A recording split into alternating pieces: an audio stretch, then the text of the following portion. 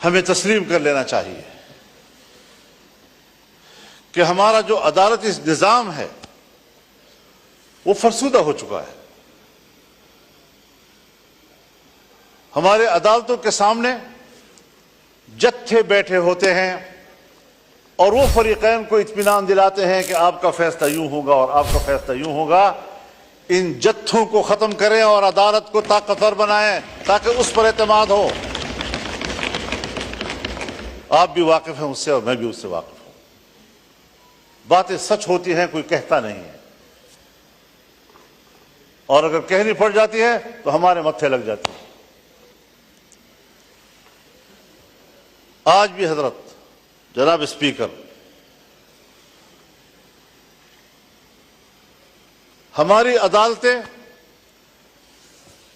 لابیوں میں تقسیم ہو چکی ہیں اور وہ باہمی طور پر عدلیہ نہیں بلکہ وہ ایک سیاسی گروہ بن چکے ہیں.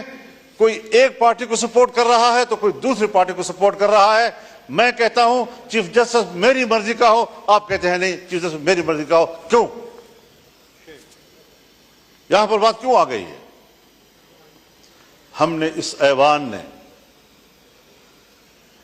کیا اس نظام میں اصلاحات کی طرف نہیں جانا؟ جناب اسپیکر، میں تجویز کروں گا، حکومت کے سامنے تجویز کروں گا، کیونکہ اول فرض ان کا بنتا ہے کہ جوڈیشل ریفارم لائے جائیں،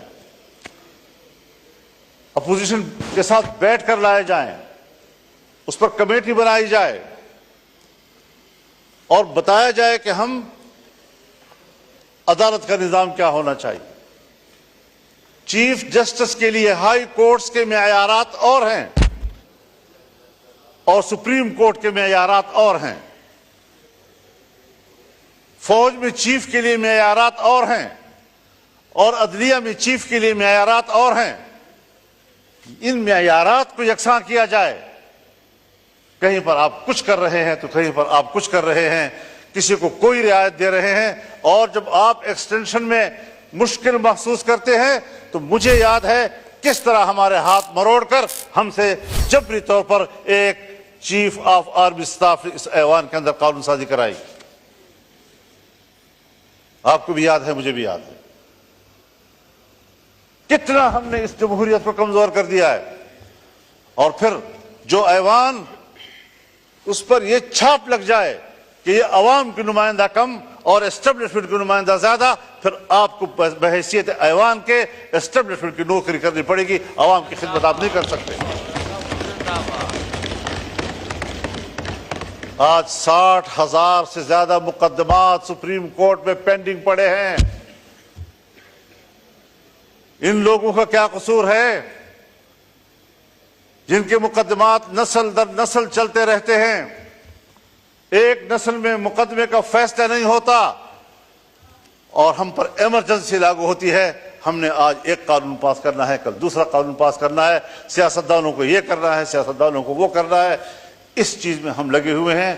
کیا یہ نہیں ہو سکتا کہ آئینی معاملات کے لیے ایک مستقل عدالت ہی بنا دی جائے تاکہ عام عدالتیں ہماری وہ غریبوں کے معاملات کو طے کریں، عام آدمی کے معاملات کو طے کریں اور فیصلہ کریں کہ جلد از جلد انصاف مہیا کیا جائے. ہمارے ملک کے اندر انگریز کے دور کا وہ نظام عدل موجود ہے کہ جو صدیوں تک مقدمات چلتے ہیں اور طے نہیں ہو سکتے. آج بھی ہم اسی روش پہ چل رہے ہیں. ہمیں پاکستان بنانے کے بعد آج عدلیہ کے حوالے سے بھی انقلابی فیصلے کرنے ہوں گے تاکہ ہمارے غریب آدمی کو جلد از جلد انصاف مہیا ہو سکے. کیا کر رہے ہیں آپ لوگ؟ تو نظام کو تبدیل کرنا ہے. تبدیلی لانی ہے تو پھر صحیح معنوں میں تبدیلی لائے. میرے حق میں ہو وہ تبدیلی اور آپ کے حق میں ہو تو وہ تبدیلی نہیں. اس کو تبدیلی نہیں کہا جاتا. اپنے روش کو تبدیل کرنا پڑے گا، اپنے اعتماد کو بحال کرنا پڑے گا اور اس پارلیمنٹ کو سپریم بنانا ہوگا. پارلیمنٹ میں اگر پارلیمنٹ سپریم ہے تو ہر ممبر یہاں پر بات کر سکتا ہے. یہاں پر عدلیہ پہ بھی بات ہو سکتی ہے، ہم اس سے بھی سپریم ہیں. یہاں پر فوج پہ بھی بات ہو سکتی ہے، ہم اس سے بھی سپریم ہیں. لیکن سب ہمیں اپنا ماتحت سمجھتے ہیں. آج یہاں بات کرو توہین عدالت کا مقدمہ آ جائے گا ہمارے پیچھے. آج یہاں فوج کے کردار پر آپ تنقید کریں, ریاست کے کردار پر آپ تنقید کریں. آپ بلوچستان میں کیا کر رہے ہیں, آپ کے پی میں کیا کر رہے ہیں, آپ نے پورے ملک کو اپنے قبضے میں لیا ہوا ہے, امن و امان کا کوئی نام و نشان نہیں ہے, اس پر آپ بحث کریں, ایجنسیاں آ جاتی ہیں آپ کو ایوان سے پکڑ کے لے جاتی ہیں. وہ تو آپ کے آئین میں لکھا ہوا ہے کہ ہم عدلیہ اور فوج کے خلاف نہیں بات کر سکتے, تو اس لیے ان کی اصلاح کے لیے تو بات کر سکتے ہیں. جی اصلاح کے لیے تو ہاں, بالکل تو بس میں اصلاح کی بات کر رہا ہوں, میں ان کو تنقید تو نہیں کر رہا. سر آنکھوں پر عدالتیں فوج کے جنرل سر آنکھوں پہ. جی تو میں اسی لیے کہہ رہا تھا کہ ججز ہمارے سر آنکھوں پہ, کیونکہ لکھا ہوا ہے تو اس لیکن ان کے لیے نظام کو تو ٹھیک کریں جی, تاکہ وہ جبر تو نہ کریں, آئین سے تجاوز تو نہ کریں, اخلاق سے تجاوز تو نہ کریں, پارلیمنٹ کا تقدس تو نہ خراب کریں. ہم ان کے خلاف نہیں بولیں گے, میں آپ سے وعدہ کرتا ہوں, لیکن میرے اراکین کو اس طرح گرفتار کرنے کی اجازت بھی نہیں دی جا سکتی.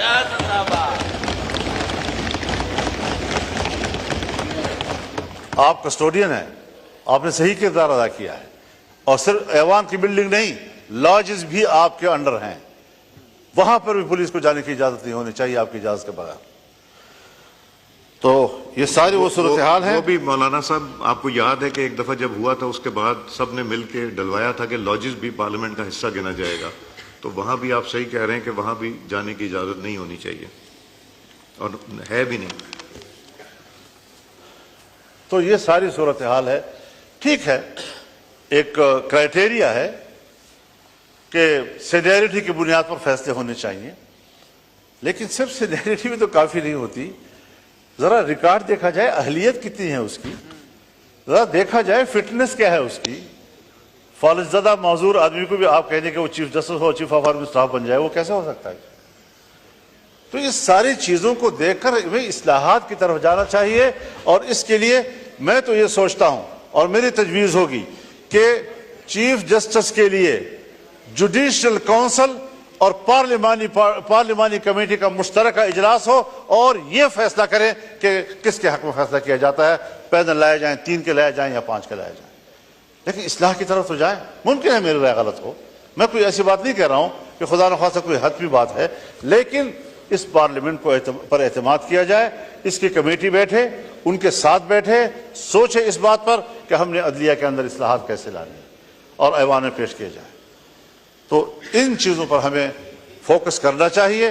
میری جماعت اس کے لیے سنجیدہ ہے, اور شاید ہم اپنے وکلاء کے مشورے کے ساتھ اس حوالے سے کچھ تجاویز ایوان میں لائیں گے بھی, اور کوشش کریں گے کہ ہم اس ملک کے اداروں کی اصلاحات کی طرف جائیں, اور اداروں کو اپنے حدود سے تجاوز کرنے کے راستے ہم بند کر دیں, چاہے وہ فوج کا ادارہ ہو, چاہے وہ عدلیہ ہو, چاہے وہ بیوروکریسی ہو. اگر پارلیمنٹ, آپ بھی ابھی مجھے کہہ رہے ہیں کہ ہم نے طے کیا ہے کہ ہم نے یہ تنقید نہیں کرنی, اگر میں پارلیمنٹ ہوتے ہوئے اپنے حدود کا احترام کرتا ہوں تو فوج کو بھی اپنے حدود کا احترام کرنا ہوگا, اور ججز کو بھی اپنے حدود کا احترام کرنا ہوگا. یہ اصول ہونا چاہیے. تو ان کی تقرری کے لیے بھی ایک میکینزم ہونا چاہیے, عدالتی اصلاحات ہونے چاہیے.